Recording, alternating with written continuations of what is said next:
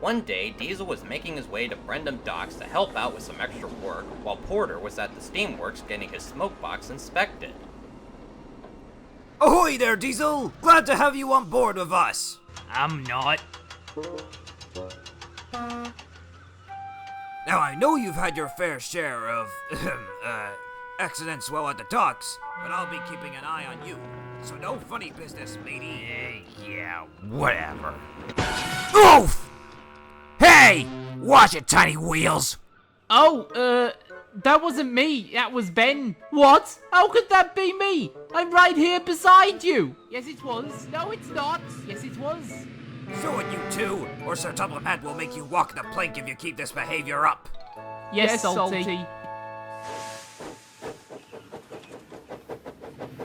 And what are they doing here? Oh, some equipment in the clay pits is under repair, so they're here to send cars in the meantime. I mean, they do have the words Brendan Bay on them.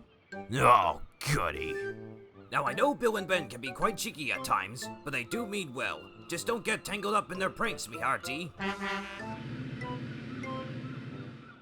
Ugh, stinky steamies are bad enough, but Bill and Ben, that's 10 times worse. And Diesel soon came to realize it was true, as trying to work with Bill and Ben at the docks was easier said than done.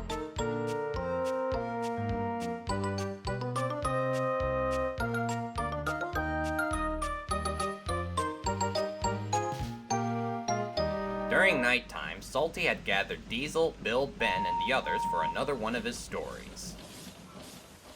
Right then. So you've all heard of the Flatbeds of Fear? Yes. More like the Flatbeds of Fooey. Or the Monster of Brendam. Unfortunately. Or even the Tale of Timothy the Ghost Trick. Yes! Sir Topham Hatt's wedding video was scarier than that. Oh, okay then. But, have you ever heard of the Phantom Brakevan? No, but I have a feeling I don't want to. Shh. Long, long ago, before any of us came to Sodor, there was a brake van who used to work on this railway. This van never had a name, and was always referred to by his loading capacity, 20 ton. Wow, how original. Old 20 ton was a sleepy brake van who was also very lazy and grumpy.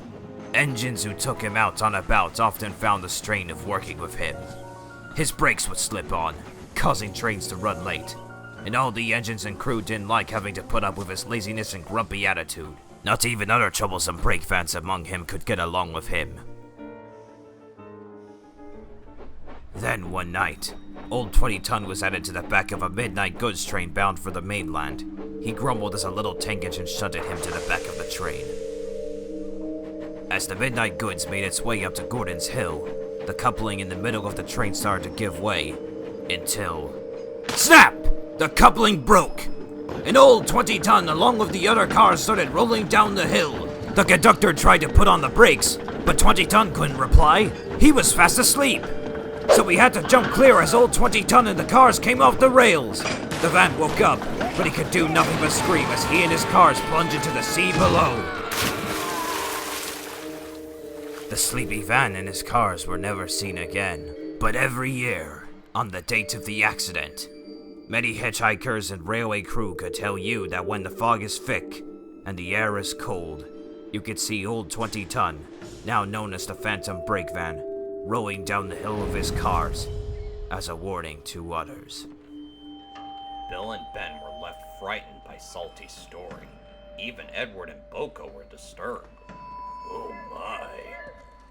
I'm not usually one for ghost stories, but I gotta admit that one sends a chill down my cooling system. But of course, Diesel, on the other hand, wasn't impressed. Pah!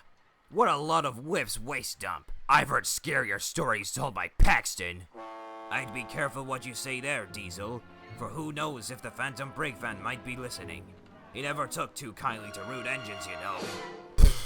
Yeah, and my dad works for Auron. But you don't have a dad. I was being sarcastic! The next day, Diesel was doing some shunting when he overheard the dock manager talking to Bill and Ben. Henry has to take an overnight passenger train to the mainland, so you two will have to take the Flying Kipper together tonight. Bill and Ben looked at each other nervously. Why can't Boko or Edward do it? Yeah, they're much stronger than us anyway. Bucko has to take some special guests to the beach party, and Edward's helping out on Thomas's branch line. You two aren't scared of a couple of fish, are you? No, of course not. Good. I'll let Sir Topham Hatt know you two will be taking the train tonight right away. Diesel could see that the twins were still disturbed by Salty's story about the Phantom Brake Van, which gave him an idea for a trick. Hey there, Toad. Hello, Mr. Diesel. Can I help you in any way? Of course, Toad. I need you to help me with a very special job tonight. Does Mr. Oliver know you are here? That's not important right now. Here's what we're gonna do.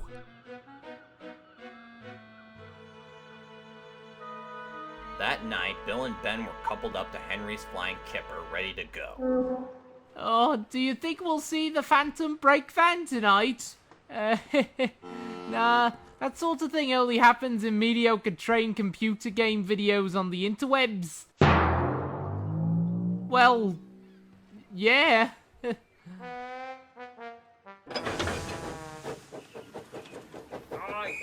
you forgot your headlamps. That's the signal. Let's get going. Are you sure this is right, Mr. Diesel? Don't worry, Toad. All we gotta do is pretend to be the Phantom Brake Van, rush down Gordon's Hill without crashing, and give Bill and Ben a fright. The Phantom what? Right, let's go. Oh! Soon the twins were making their way up to Gordon's Hill. As they climbed further up, the air around them grew cold, and a sudden thick mist came rolling in. Hey, where's all this fog coming from? I'm not sure, old boy, but we better slow down. But I'm not that old. Hey, what's going on up there? Ben couldn't answer. He was left in a frozen state by what was at the top of the hill. There ahead was another goods train, chuffing slowly up to the top of the track next to them. What's that up ahead? I don't know. We're supposed to be the only ones on the line tonight. But before they could say anything else, they heard the loud snap of a coupling. The twins and their crew could only watch in horror as the mysterious brake van in his car zoomed past down the hill, coming off the rails and plunging into the water as a faint scream could be heard in the distance. It's the Phantom Brake Van! Oh, run away! Run away! Bill and Ben raced away as fast as they could. They were so frightened by whatever they saw on the hill that they didn't watch where they were going.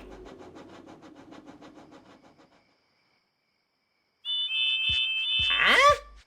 Don't take me, Mr. Brake Van! Take Ben! No, take Bill, and let me serve you! Cinders and ashes! Look out! A quick thinking shunter threw a switch to divert the twins into a siding just in time. Yuck! No one was hurt, but a strong smell of fish hung in the air. That's a fender bender. The next morning, Bill, Ben, and Diesel were helping to put the cars back on the rails. Sir Topham Hatt was there, and he spoke severely to the twins. I don't know what startled you two on that hill last night, but you should know better than to carelessly race backwards down the main line. You shall be assigned to track maintenance until I can trust you again. Yes, sir. Sorry, sir.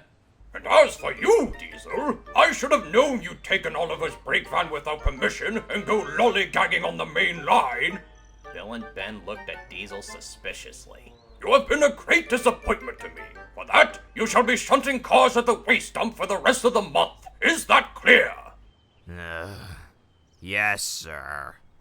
That's what I thought. Maybe by then you'll all learn what it takes to be a really useful engine. And with that, Sir Topham Hatt turned on his heel and left, leaving the twins glaring over at Diesel. You played a trick on us! What are you talking about? Don't play dumb with us! We know that you were the one with Toad racing down the hill with those cars last night. And because of that, you got us in trouble with Sir Topham Hatt. Well, I was gonna pull that kind of prank on you two, but I was stopped by the dock manager even before I could leave my siding, and Oliver took Toad back from me. But that's impossible. We saw a brake van and some cars whoosh past on the hill. How could that be me? I wouldn't drive that recklessly down a hill. If it was me, I would have braked carefully coming down. I may be devious, but I'm not an idiot. Ha! That's debatable. Well, if it wasn't you and Toad on that hill last night, then who did? They all pause.